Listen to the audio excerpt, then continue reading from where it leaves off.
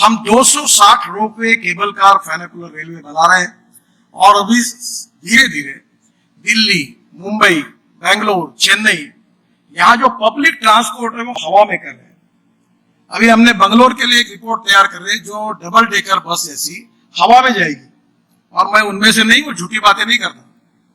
मैं पहले ही बता देता हूँ, मेरी एक एक बात रिकॉर्ड कर लेना, नहीं हुई तो ब्रेकिंग न्यूज जरूर लगा देना। तो अभी हम लोग ये रोपवे, केबल कार में काम कर रहे हैं, ये पोल्यूशन फ्री है, सस्ता है। हिमाचल प्रदेश, उत्तराखंड, हिमाचल, नॉर्थ ईस्ट, बहुत से प्रपोजल है। तो आने वाले समय में जो वर्ल्ड स्टैंडर्ड का इंफ्रास्ट्रक्चर होगा, mass rapid transport on electricity, और उसके कारण हमारा प्रदूषण कम होगा, हमारा इंपोर्ट कम होगा, हमारे अल्टरनेटिव फ्यूल के कारण भी प्रदूषण कम होगा, एग्रीकल्चर में ग्रोथ रेट बढ़ेगा, क्योंकि ग्रीन हाइड्रोजन भी हमारा किसान तैयार करेगा। मैं आखिर में एक ही पॉइंट आपको बताऊंगा कि हाइड्रोजन 3 प्रकार का है।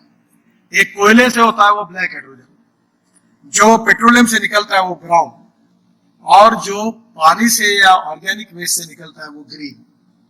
और अभी मैं बेंगलोर में गया था, वहां ये जो 1 केजी हाइड्रोजन है उसकी कीमत अभी 450 रुपए आ रही है।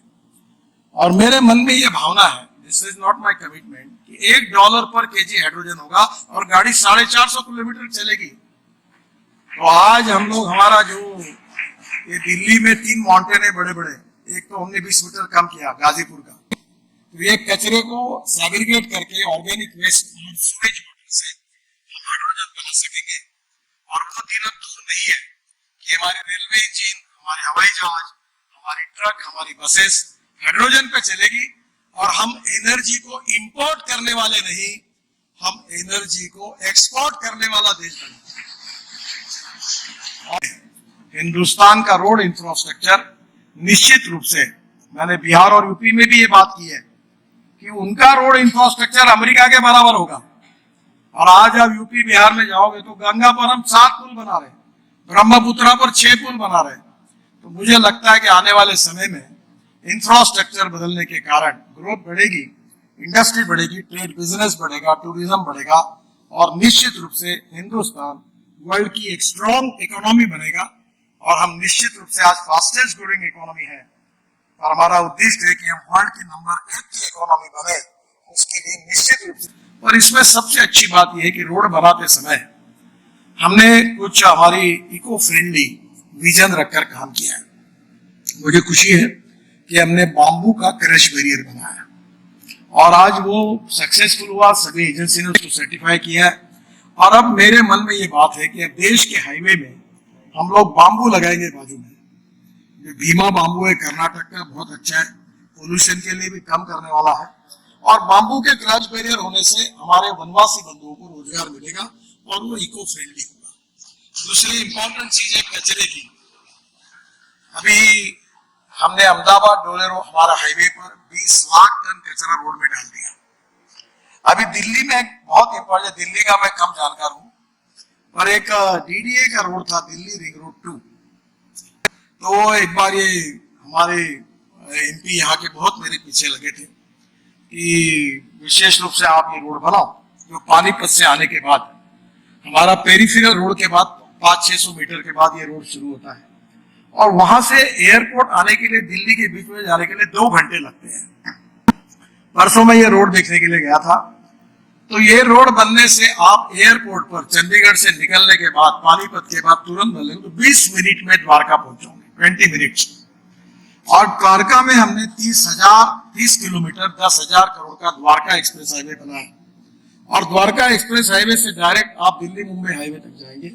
और जो शिव मूर्ति है वहां हम टनल बना रहे 2, जिसका वर्क अभी ऑर्डर हो गया है। एक T3 पे जाएगी टनल और एक बसंत विहार जाएगी। तो ये जो अभी भी मैं 10 मिनट ट्रैफिक जाम में फंसा था इस होटल के सामने आगे धौला कुआं से, तो आने वाले समय में मैं विश्वास देता हूं कि 2024 समाप्त होने के पहले दिल्ली में ट्रैफिक जाम को मुक्ति मिलेगी, क्योंकि हम दिल्ली में 65,000 करोड़ रुपए के काम कर रहे हैं, जो केवल दिल्ली के ट्रैफिक जाम को हम सॉल्व कर रहे हैं। और ये जो काम है ये दिल्ली के लिए बहुत ही विशेष रूप से हमने काफी नए प्रयोग किए, जो परली है, जिसमें मैं अक्सर है कि हमारा 16 लाख करोड़ का इंपोर्ट है फॉसिल फ्यूल का, और हम चाहते हैं कि इसका अल्टरनेटिव ढूंढे और ये दिल्ली का प्रदूषण भी कम हो, देश का भी प्रदूषण कम हो, import substitute, cost effective, pollution free और इंडिजिनस। अभी हमने हमारे यहाँ पानीपत में परली से 1 लाख लीटर इथेनॉल और 150 टन बिटुमिन तैयार होता है। अभी हमने टेक्नोलॉजी लाई है कि परली से बायो बिटुमिन 70% और 30% बायोचार ऑर्गेनिक कार्बन तैयार होगा। और हमारे देश में 80 लाख टन बिटुमिन लगता है, 50 लाख टन इंडियन रिफाइनरीज देती है, 30 लाख टन हम इंपोर्ट करते हैं जो की कीमत 30,000 करोड़ है। अब हमारे देश का किसान ये बिटुमिन बने निश्चित रूप से बनाए।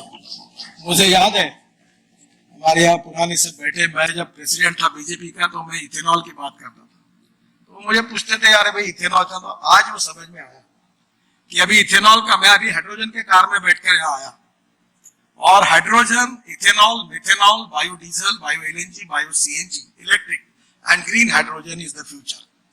फ्यूचरिस्टिक फ्यूल जो है वो तैयार करनी पड़ेगी जिससे प्रदूषण कम होगा। मैं 2 दिन जब बाहर था तो मेरा ऐसा लगा कि मैं कोई बड़े बड़े मिठाई खा रहा हूं, और दिल्ली आने के बाद ऐसा लगा कि यहाँ पोल्यूशन कितना है। मैं आपको बता दूं, pollution is a big concern. हमारे हेल्थ प्रॉब्लम पोल्यूशन के कारण है, और इसलिए दिल्ली को 2024 के पहले ये जो परली है इससे इथेनॉल बनेगा। अभी आसाम में बाम्बू से इथेनॉल बन रहा है, शुगर के जूस और मोलाइसिस से इथेनॉल, सी मोलाइसिस, बी मोलाइसिस से बनता है। अभी मैंने हीरो और बजाज और टीवीएस की स्कूटर और ऑटो रिक्शा लाई है जो 100% बायो इथेनॉल पर चलती है।